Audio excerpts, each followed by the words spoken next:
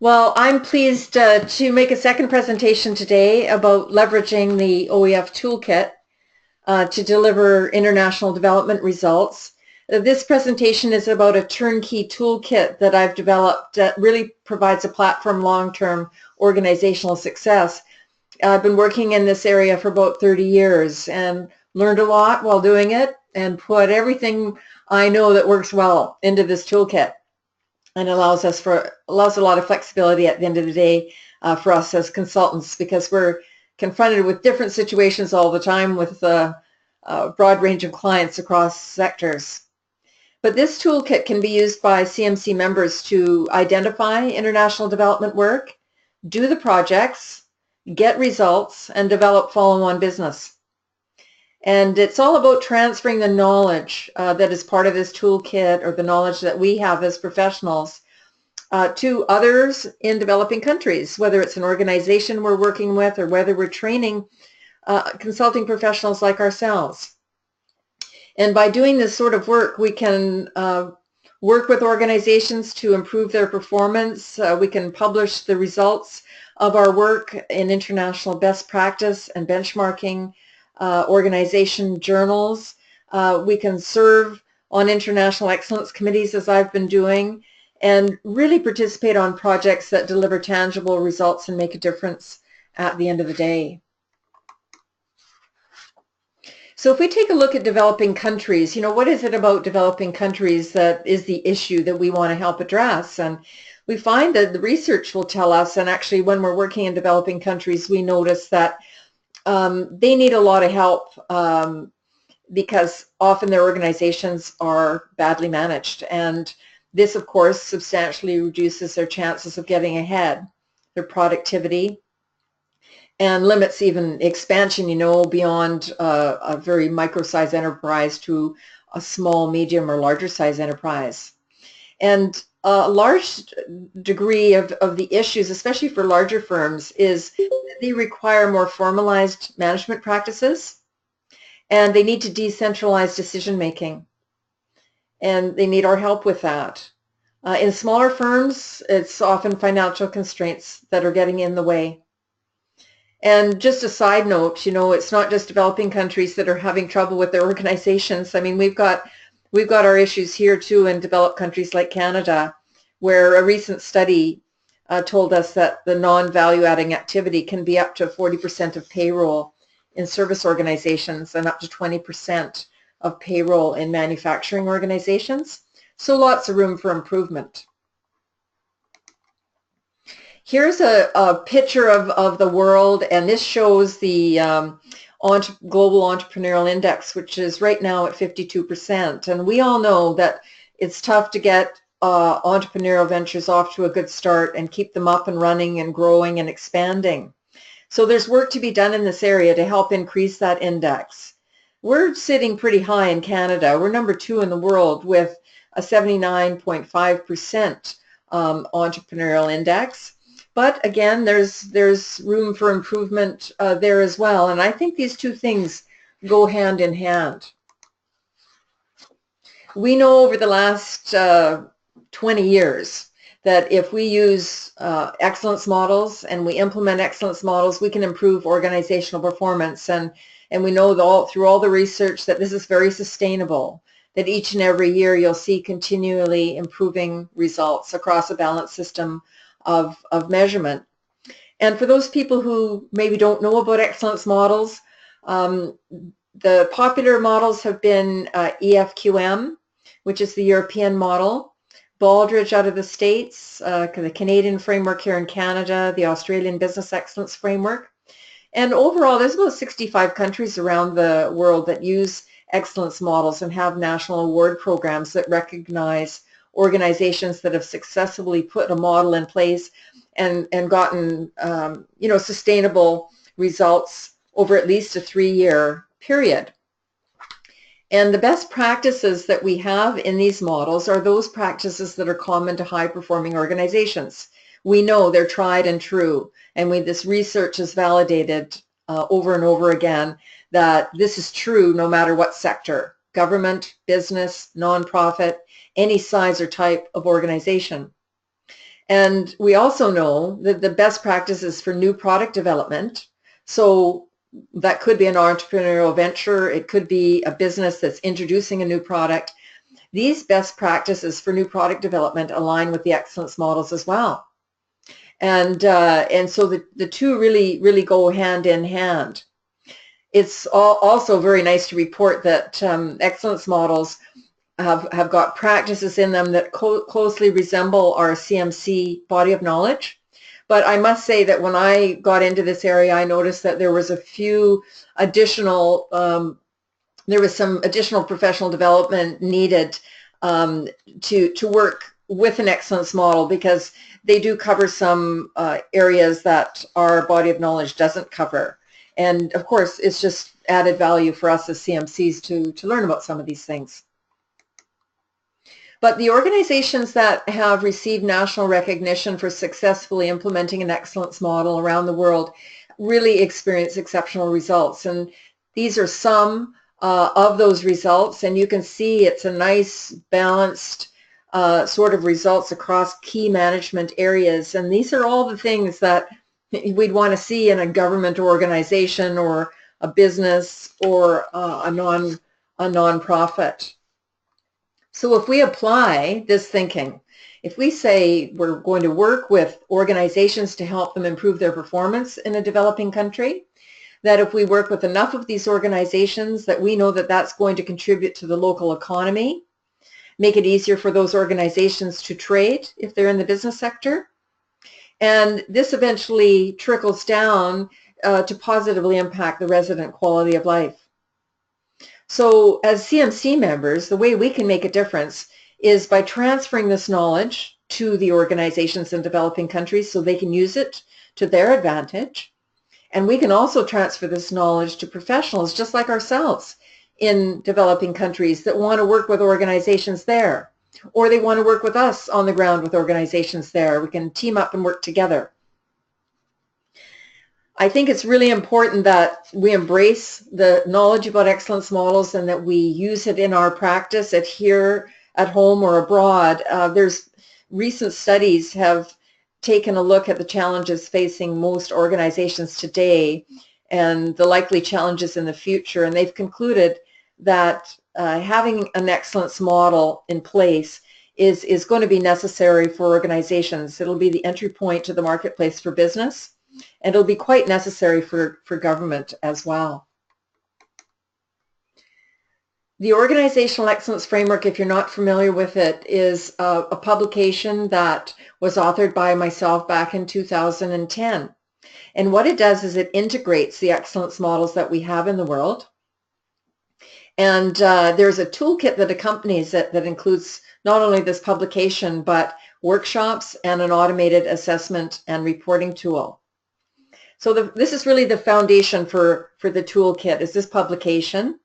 It's about 240 pages in length, and it provides definitions of all of these principles and best management practices that are common to high-performing organizations.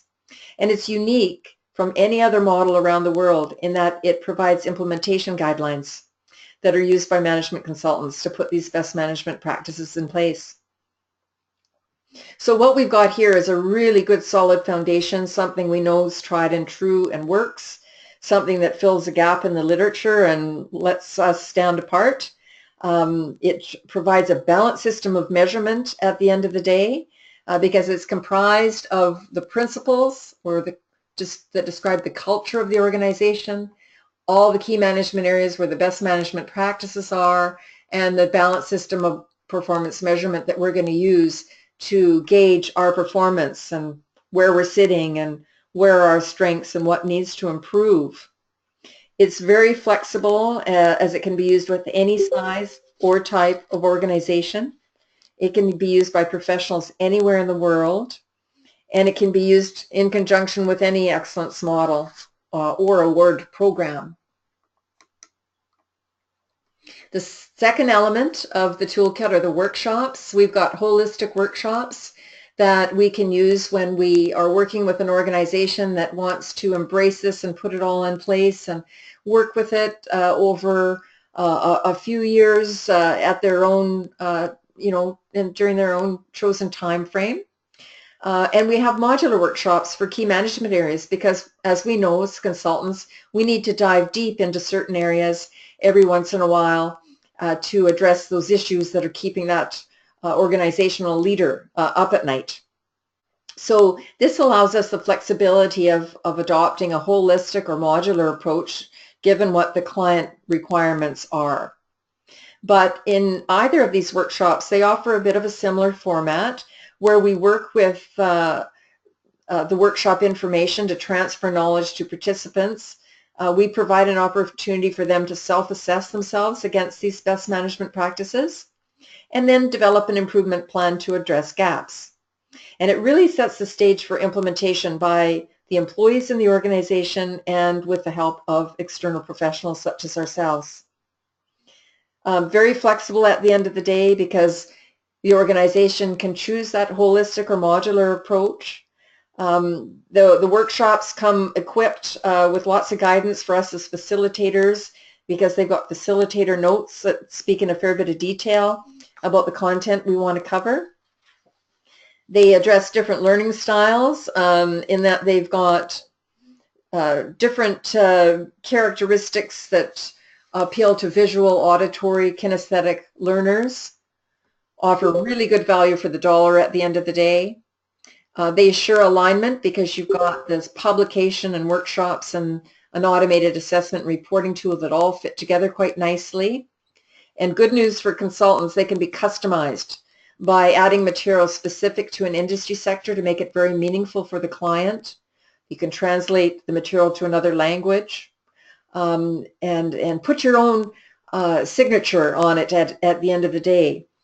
So far, we've earned an overall workshop satisfaction rating of 92% with the workshop, so we know that we're on the right track, getting good ratings, and we know that there's, of course, always room to improve, and so we try to make it more interactive, more exciting, more entertaining all the time. Here's just a few quick examples of the way that we customize the workshops for clients. We put in a little bit of humor, reflect on some quotes, put in pictures to get our point across, do some hands-on exercises, show some video clips. People love this, and they absolutely love best-in-class examples, examples of organizations just like theirs that are high-performing in the world, and you share what those organizations are doing, and they just can't seem to get enough of that sort of information because it gives them a lot of good food for thought about what they can be doing. Now, the third component of the toolkit is this automated assessment and reporting tool. And what this does is it captures the ratings of an organization. Are they characterized by the principles? Have they deployed the best management practices? And this automated assessment and reporting tool can be used, let's say, by a consultant doing an independent third-party assessment. It can be used in a workshop with participants in the room. It can be used online if you're asking people in an organization to respond to it. It can be used with an industry sector if you've got a lot of, let's say, members of an association that want to use it to see how their industry sector is doing and where they might need to do some work. They've got some gaps that need to be addressed. And there's two types of assessment. There's a teaser assessment on the culture, and there's a full assessment on the principles and the best management practices. We can accommodate different size of organizations when they're doing the assessment because this tool automatically defaults to the type of assessment that's appropriate for a micro-size organization or a larger organization. It captures data and information on the demographics of the respondent filling it out, and also gives us information about the industry sector, the country of origin, the position that they might hold in an organization.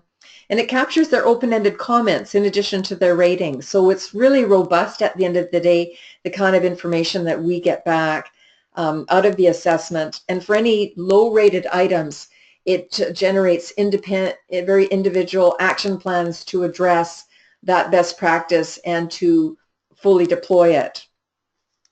It assures confidentiality for the respondent, and you can use it with one or more respondents. As I said earlier, if you're using responses from all the employees in an organization, or let's say numerous members from an industry sector association. And well, right now we're doing the first global assessment on the current state of organizational excellence. So we're asking organizations all around the world to respond, so that we're going to get a read and have an index at the end of the day on excellence by organization size, industry sector, and country. This, of course, these sorts of assessments really help with benchmarking internally with an organization that wants to take a look at where they're at year after year after year. And it assists them with benchmarking externally with others as well. How do they compare to others in their industry sector, or organizations of the same size? And this automated assessment and reporting tool saves a ton of time and cost, because we've fully automated a rather repetitive task that used to take at least 2 days, and now it's done in about a minute. And it allows us to work on higher order activities as consultants and action out the improvement plan to the employees throughout the organization, so they can become really engaged and involved in addressing gaps, of course, with our support as they need it. It could be training, could be consulting assistance, coaching. But this way of working, I found over the years, really helps accelerate performance improvement for the organization, and it helps really accelerate that culture that is committed to excellence by really engaging and involving people. So when we take a look at developing countries, you know, what's in it for them? This is a toolkit that will allow us as CMC members to transfer knowledge to professionals and organizations. We know it's going to provide a good solid foundation on which to develop and grow and improve those organizations.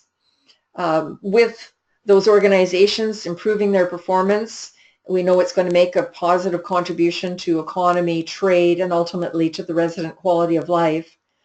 And at the end of the day, it's really going to allow more regions of the world to be participants in the global economy.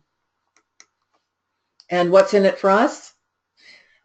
We've got an integrated excellence model that has been validated to work.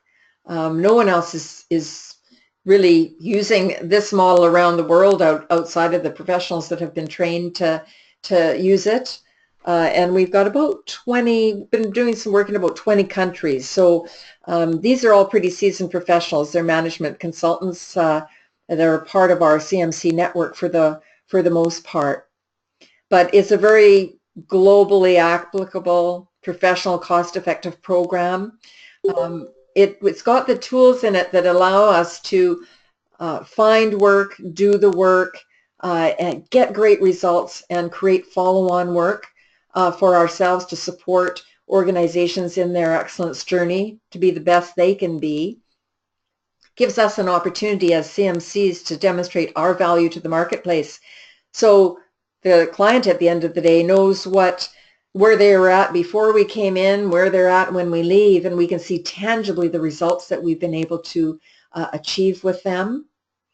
And it provides us an opportunity to really automate these repetitive tasks and concentrate on those higher order services.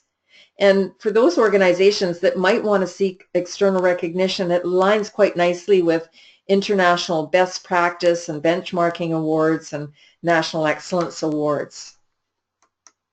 Just as a snapshot about the work that we've been doing in the last 6 years, since this publication has been authored and the toolkit has been developed, we find ourselves now on global committees representing Canada, being asked to do the first global assessment on the current state of organizational excellence.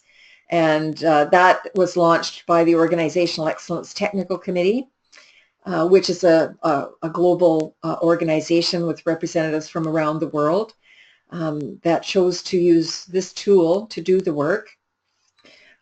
Been participating on 2 ISO committees, the ISO committee that's just developed a new standard for management consulting. And in the upcoming year, I'll be chairing a Canadian committee that's going to develop guidelines for implementing an excellence model and related ISO standards. And often related ISO standards are those in quality, environment, social responsibility, occupational health and safety, because they fit in quite nicely. And then if you're working in a given industry sector, that industry sector might well have ISO standards for that sector, like we see, let's say, in the automobile industry or the oil and gas industry. But as a result of this work too, I've been able to work on domestic and international projects, speak nationally and internationally, publish in international journals, and train professionals in about 20 countries. It's amazing what's happened in a very short space of time. And got a couple team members online today that are going to be sharing the experience that we've had just on a recent project in the United Arab Emirates. And I've got John Pascoe and Kevin Schwenker online. And so I'm going to turn it over to them. And if maybe, John, you'd like to go first and speak about your experience in the United Arab Emirates on this most exciting assignments that we've had this year. Certainly exciting and exhausting.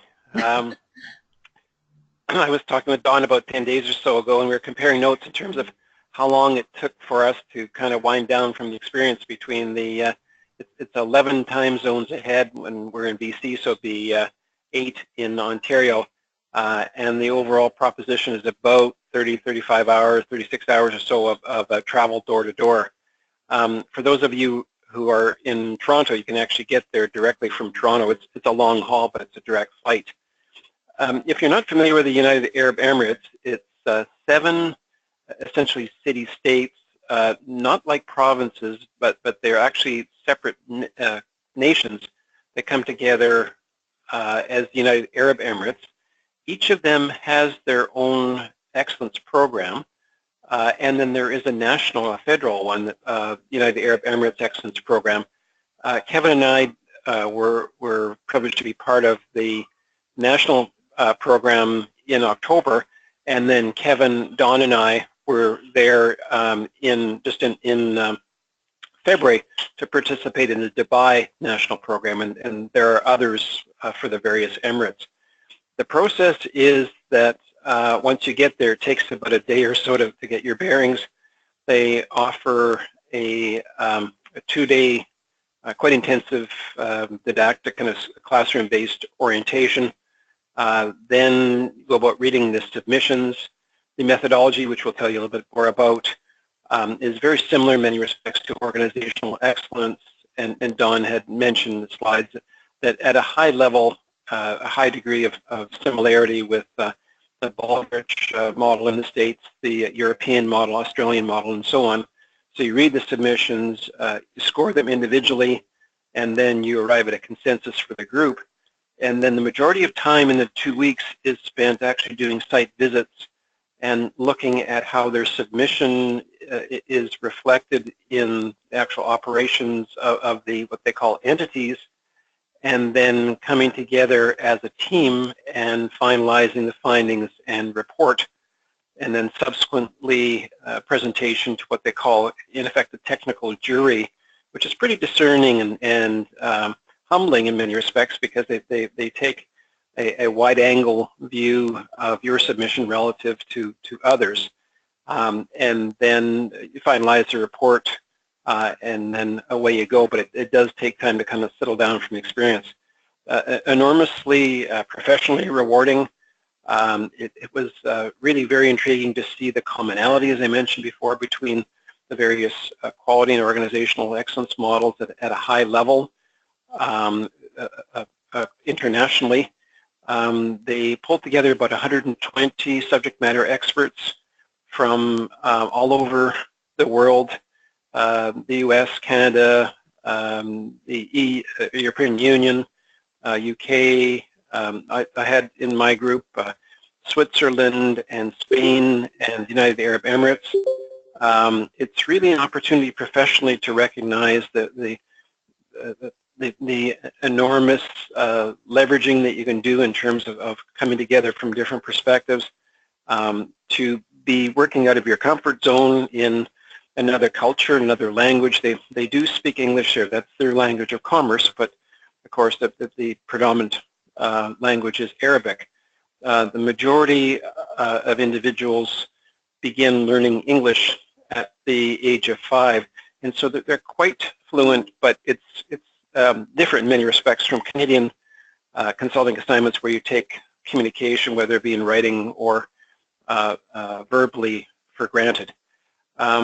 Just an all-around fascinating opportunity to see that the world truly is a small place. Kevin and I mentioned back in October, were there during the early stage of the American run-up to the election, and comparing notes with American surveyors and hearing what, in my instance, the health system was like in the States and so on.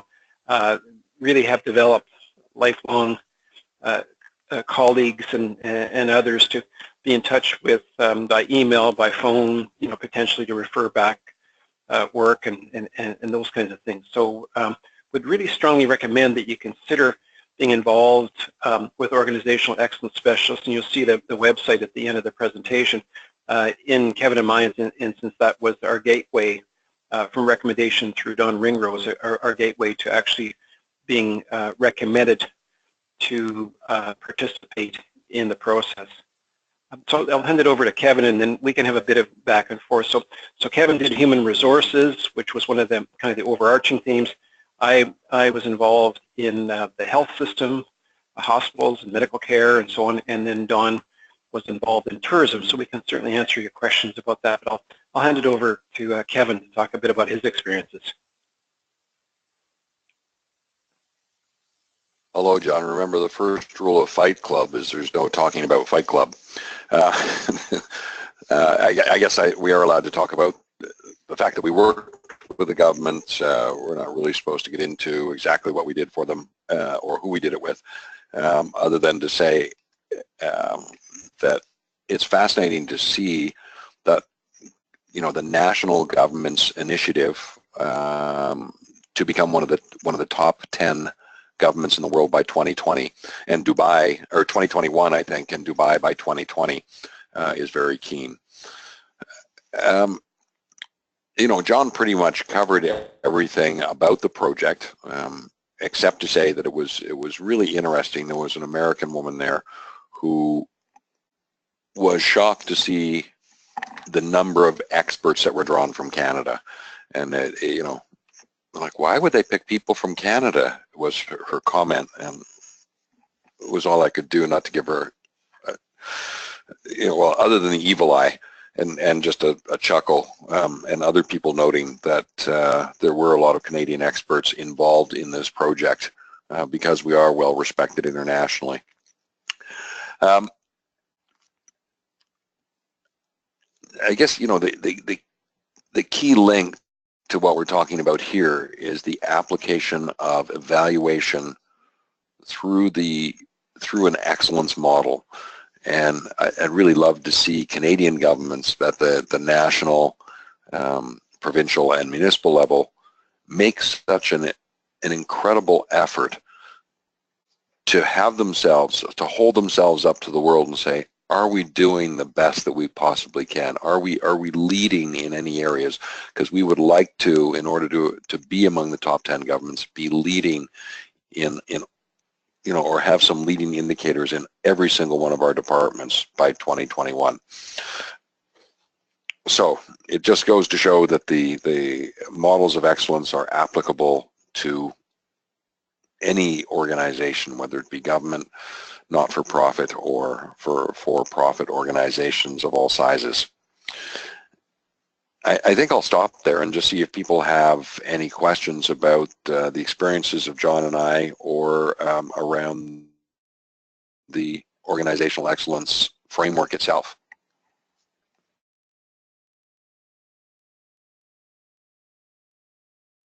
Were there rules at the beginning that were explained that this is for active participation?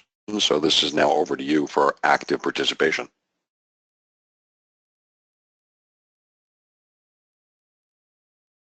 So for example, ask us a question, what's it like to work in another culture? How suitable is the organizational excellence framework model when you're in a foreign land where they write from right to left, where many of the women wear burqas and all that sort of thing?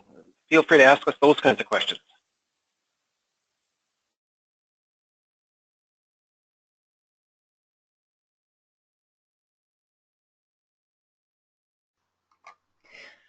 I might just add, it's Dawn here, I might just add that, you know, in addition to the UAE, I've been training professionals around the world in about 20 countries now.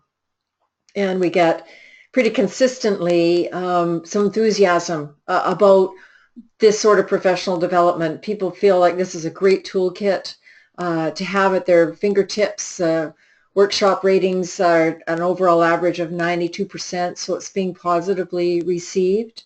And it's something that's applicable anywhere, so whether it's developed or developing countries. But it's a real opportunity for us to make a difference, too, as a group of professionals. It's Gerard Buckley here. I'm curious, you talked about 120 professionals.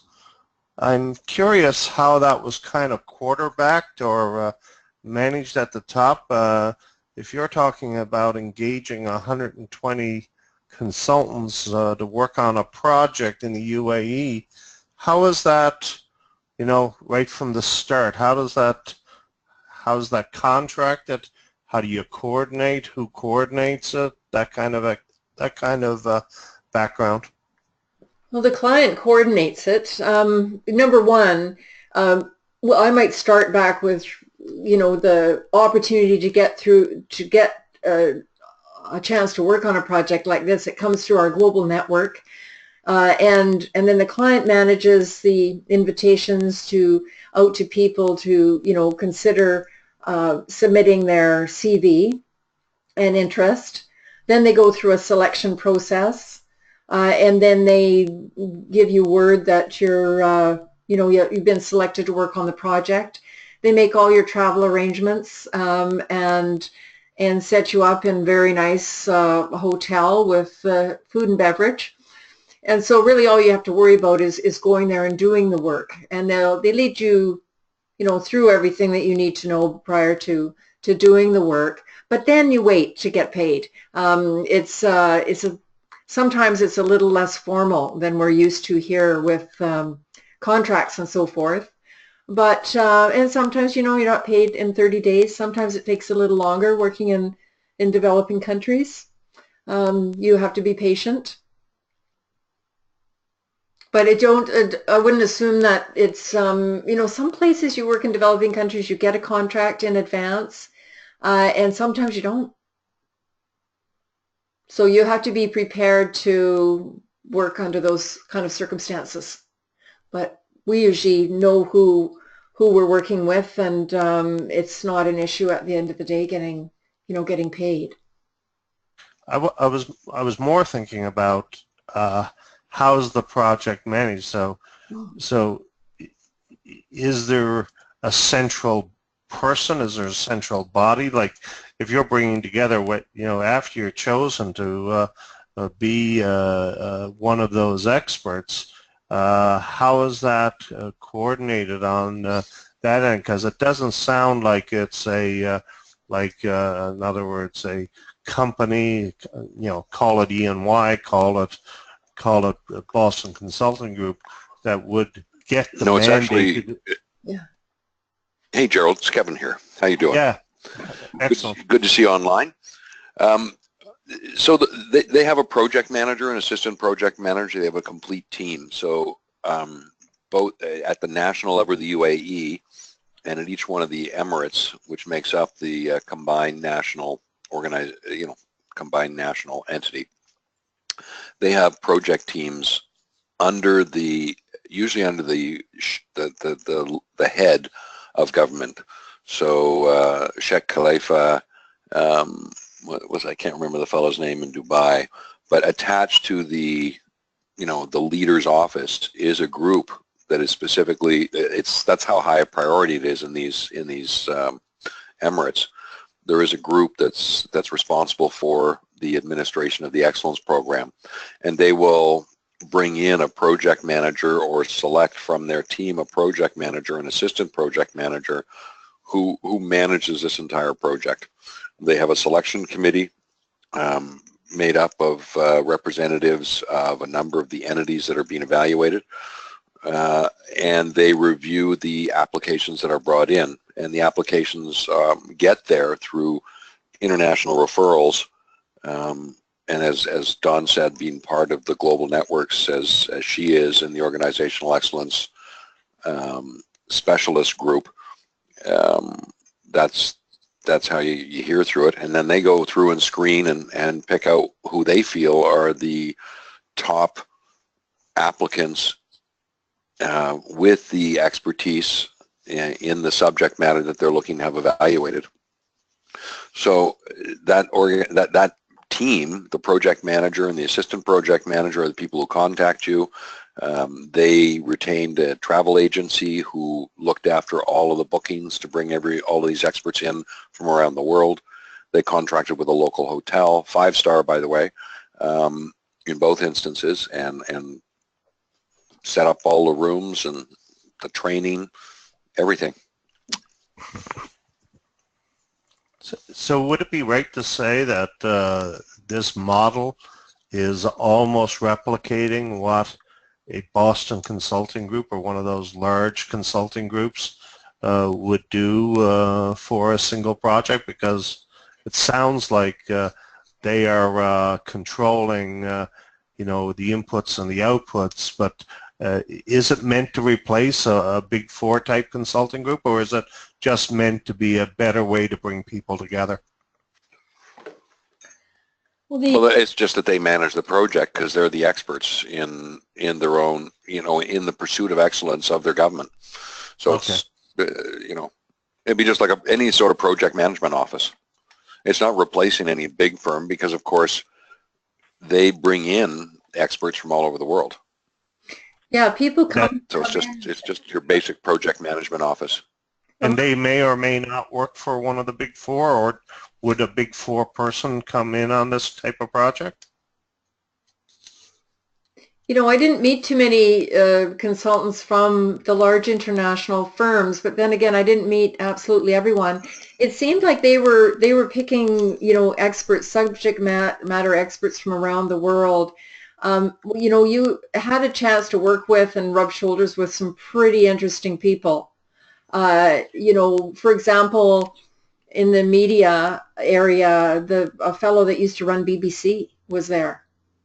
You know, and I met a woman that is a representative with the United Nations. I mean, these are really very competent professionals that you get a chance to work with on your teams, and you all bring, you know, value to the process. And I think they're pretty careful about who they select at the end of the day. And I think that as Canadians that are part of the CMC network, that we hold up just fine. Oh, no doubt. I was just curious of the structure, how it got there, because often you know, from a Canadian perspective, you see an awful lot of these large contracts quarterbacked by one of the large consulting firms, right? One of the reasons why we're somewhat hedging is that, similar to Dawn, I didn't run into anybody in either opportunity who was from a big five or whatever consulting firm.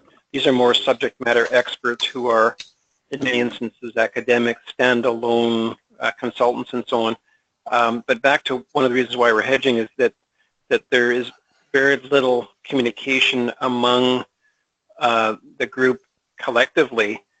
You get to know very well, because you work with them from 7 in the morning till 10, 11 at night, the 3 or 4 people in your individual group. But otherwise, there's very little communication among, you know, for example, healthcare and human resources and tourism and municipal services and so forth, because everybody's tackling their own assignment. So from my vantage point, it's not very similar to one of the big fives organizing a massive consulting assignment where everybody's in this together and there's a lot of time spent on the internal dynamics. This is more a function of approximately 20, 30 separate concurrent teams, each tackling their own assignment. Yeah, no, I appreciate that, and it was just. I mean, the other issue is that. Go ahead, Kevin. Yeah, it'd also be a conflict of interest because many of the big firms are working for the government entities, and we're actually, while not evaluating their work directly, are evaluating to some extent whether they are contributing to the entity achieving excellence that they're seeking. So that's why the big firms are not involved here, because they're all consulting to the government.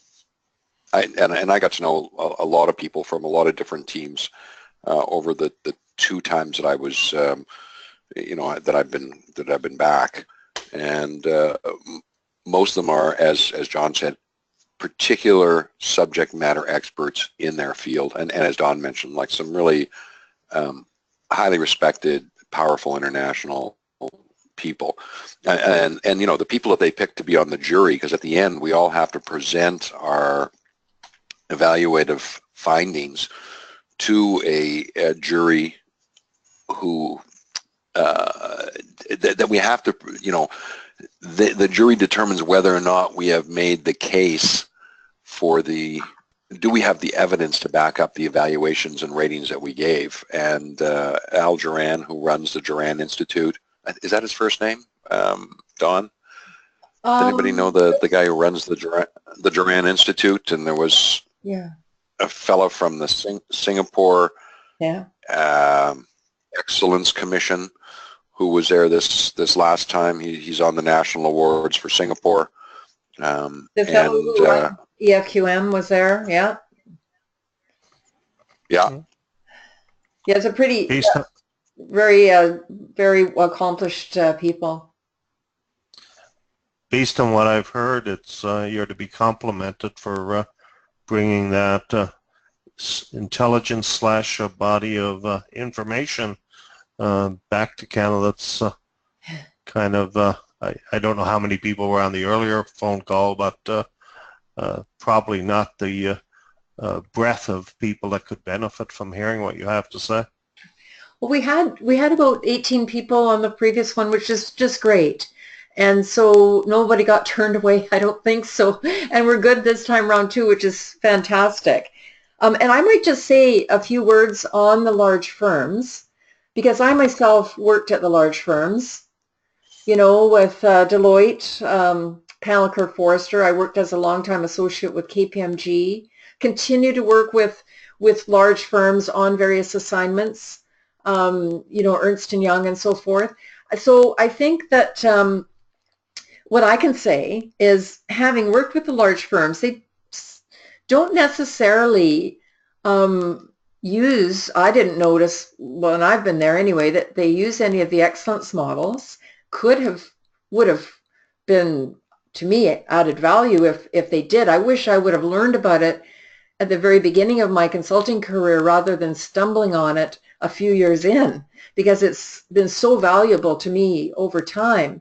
But I've noticed recently that that PwC and their New York office in the States has had tremendous success with the Baldrige model out of the United States, just really getting great results with it as a firm and delivering service to their clients. So it's been wonderful reading about their accomplishments there. And most recently talking to my colleagues at Excellence Canada, they're going to be joining with PwC to be doing some work in the small business space here in Canada, which is fantastic. So, but other firms like Grant Thornton, Ernst & Young and that sort of thing, I just don't see them as involved in this space. And gee, it would be great to have them involved too, because I think if I take a look at the consulting profession, I want us all to look good at the end of the day. I want us all to be able to get tangible results that are really appreciated by our clients, and where they stand back and said, wow, that management consultant really made a difference here, delivered a lot of value for us. And so really, I think it's something we can all use at the end of the day. And the way this is all structured, it's very customizable for people to use it in their own firms, to join with us at OES if they, like what's offered as part of that arrangement.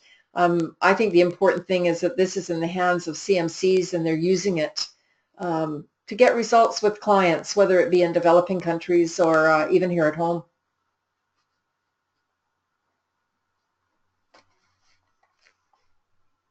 Dawn, can you tell me, how does a person who might be interested in this and see this, what's the next step? How do they connect between what we've seen today and starting to use it? Over. Well, most people take the training. It's a one-day workshop where we kind of simulate a consulting assignment very quickly. And if they want to become a registered specialist, it's one of the designations we've got. They write a short open book exam and then show that they can facilitate the workshop. If somebody wants to become certified, there's a little bit more involved there in terms of taking the additional workshops in the 9 key management areas. Some people may want to not pursue those designations and just use the workshop materials, the white label materials, and it's set up so that people can do that. And that's particularly good for, let's say, somebody at a large firm that wants to put their own logo on it, or it's good for somebody who's really got deep expertise in this area and feels that they can run on their own. Those that join Organizational Excellence Specialists, we've got all the research materials, we've got marketing materials, we've got proposal templates,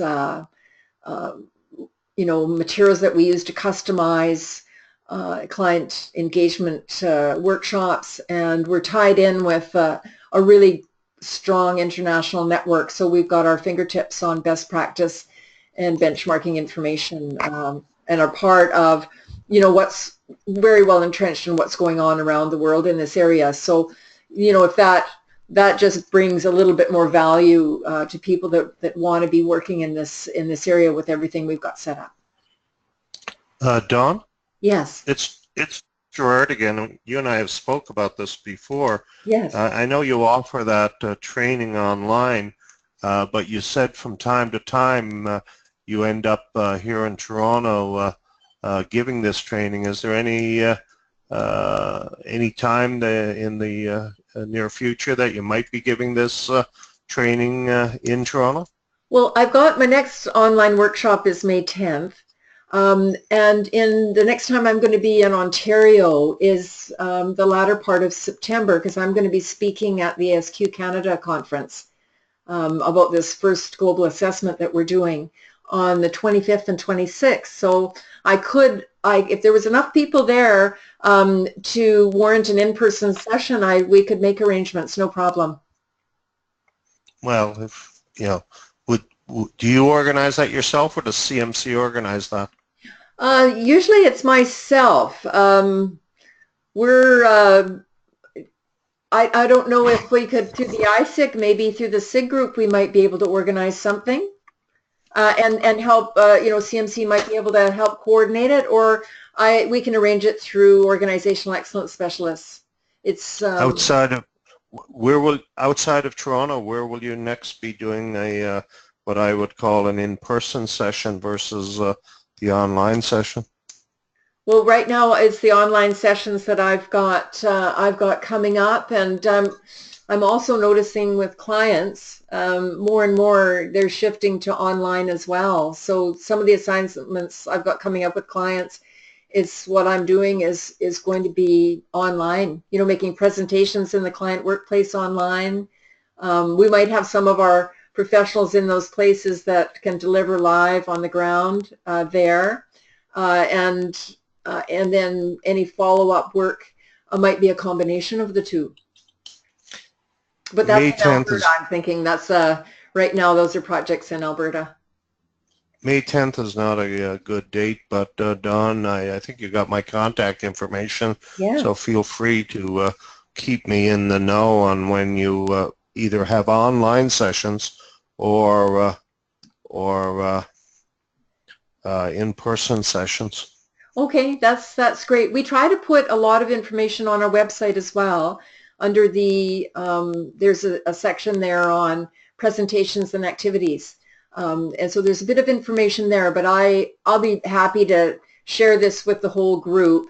Kind of a document that summarizes all of this and the opportunity that's available and the different kind of avenues that you can choose from, and then I can send some information about the upcoming online workshops as well, because those are pretty accessible even from, well, anywhere we've got a computer, right? Absolutely. Now, are you sharing your presentation today, or is that something you don't share? Oh, no, we're sharing the presentation. I've recorded both sessions, and we'll make those available to the SIG members that weren't able to attend. Okay. Yeah, so that way everybody's in the know at the end of the day. Okay.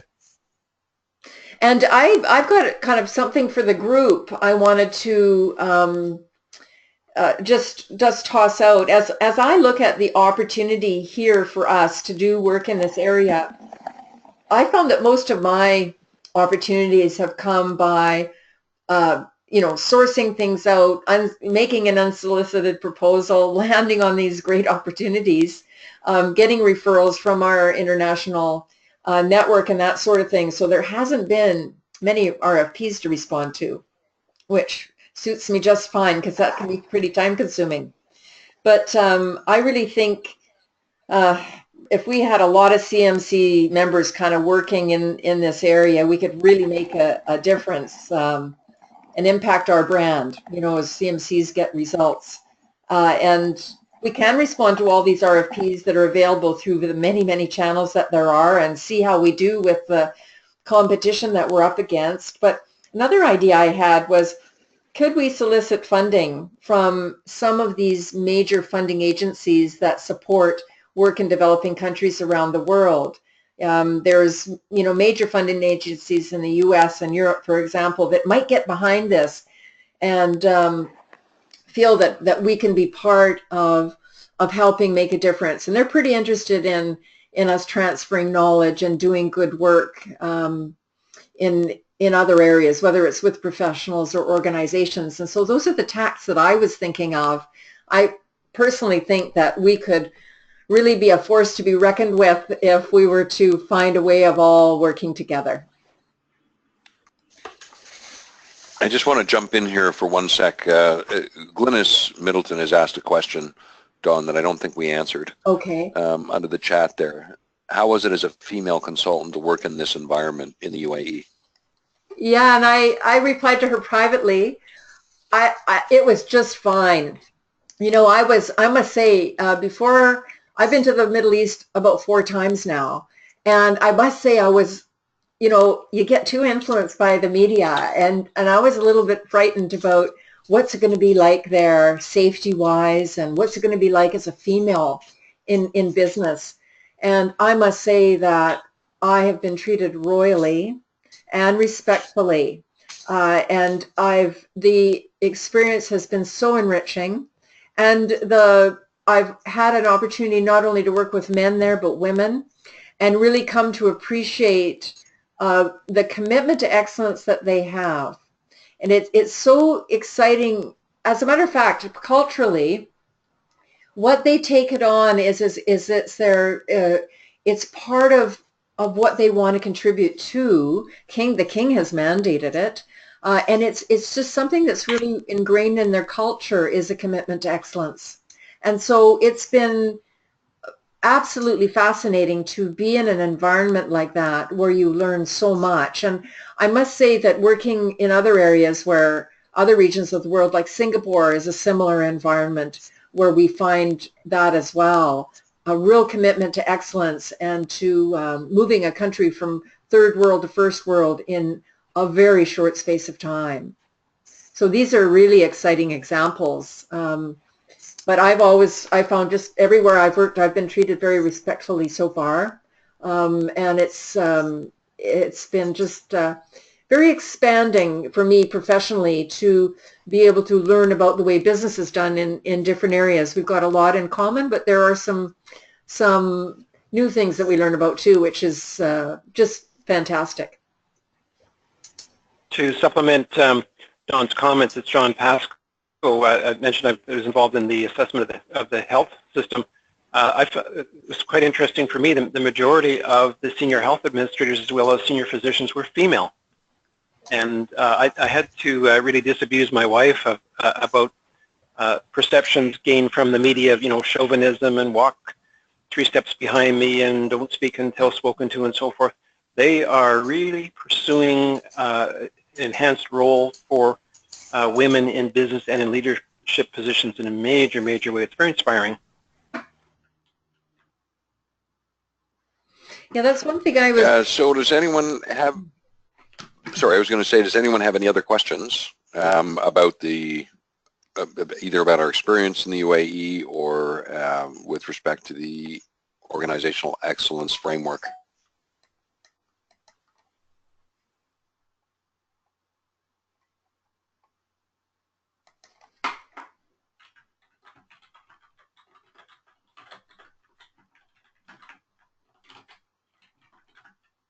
Well, if not, we don't want to spend the rest of your evening online.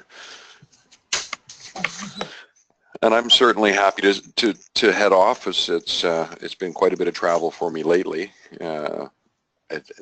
John didn't mention it on this one, but after I left Dubai, I've also traveled extensively through Australia and New Zealand, and I'm currently on a project in Iqaluit.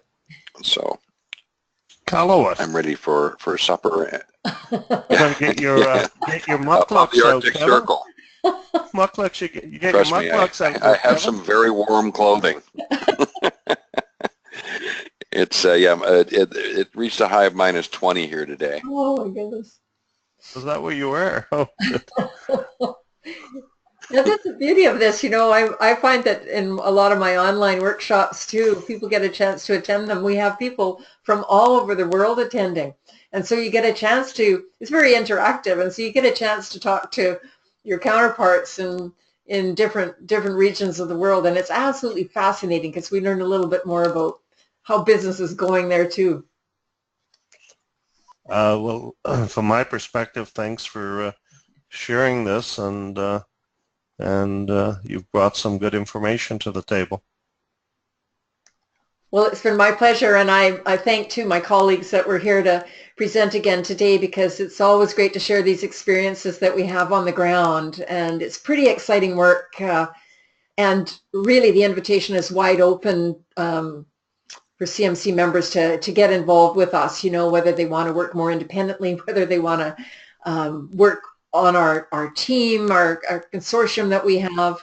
We're all got our own independent practices, but we have come under the organizational excellence umbrella to work on certain things too. So we've got it structured very flexibly for consultants at the end of the day, if you care to tip your toe in the water here. Well, with that, we will sign off. Let us know, again, as I said, let us know your experiences on this second webinar. So if you found some glitches, etc., we're working our way through this. We're very thankful for Dawn and her presentation and the exciting things that she's doing. So with that, we'll sign off and be back to you shortly on what we can do for the next SIG. Good evening. Okay, thanks everyone. Good night. Good night. Bye for now. Good night.